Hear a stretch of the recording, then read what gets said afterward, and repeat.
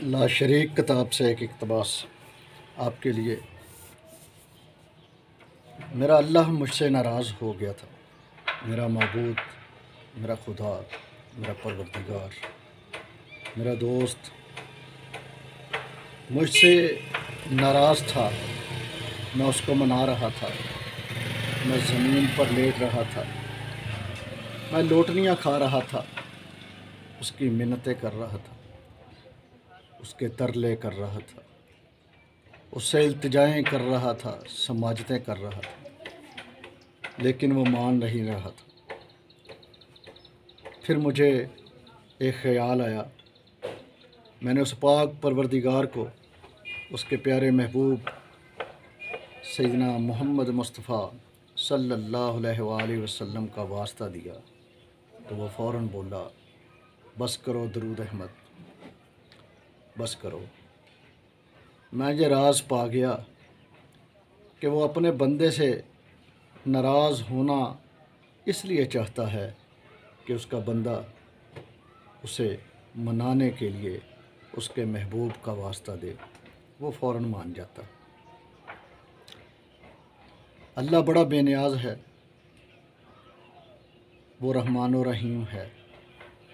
میں نے اس سے پوچھا، میرے مالک، مجھ سے ناراضگی کی صرف ایک وجہ بتا دے۔ وہ مسکرا کر بولا، مجھے لا شریک مانتے ہو، وحدہ لا شریک کہتے ہو، لیکن اپنے دل میں بسائی ہوئی ایک ماٹی کی مورت کو مجھ سے زیادہ محبت کرتے ہو۔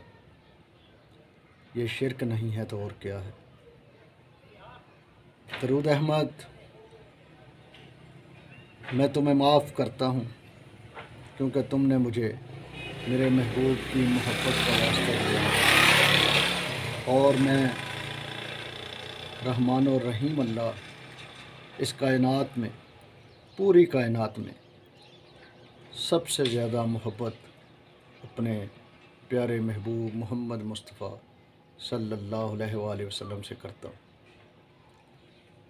اسی لیے میں نے اس کا نام کلمہ میں، اذان میں، نماز میں، وضو میں، ہر اس جگہ رکھا جہاں سے میرا نام پہلے آتا ہے، پھر بعد میں میرے محبوب کا نام آتا ہے۔ میں چاہتا ہوں کہ میرا نام لے کر اپنی زبان کو، اپنے دل کو، اپنے ذہن کو پاکیزہ کر لو، پھر میرے محبوب کا نام لو۔ میرا ناول لا شریک، یہ اقتباس اس میں شامل ہیں۔ کتاب کا مطالعہ ضرور کیجیے گا، چینل کو سبسکرائب کریں تاکہ ہمارا اور آپ کا ادبی اور علمی محبتوں کا سلسلہ جاری و ساری رہے۔ بہت شکریہ۔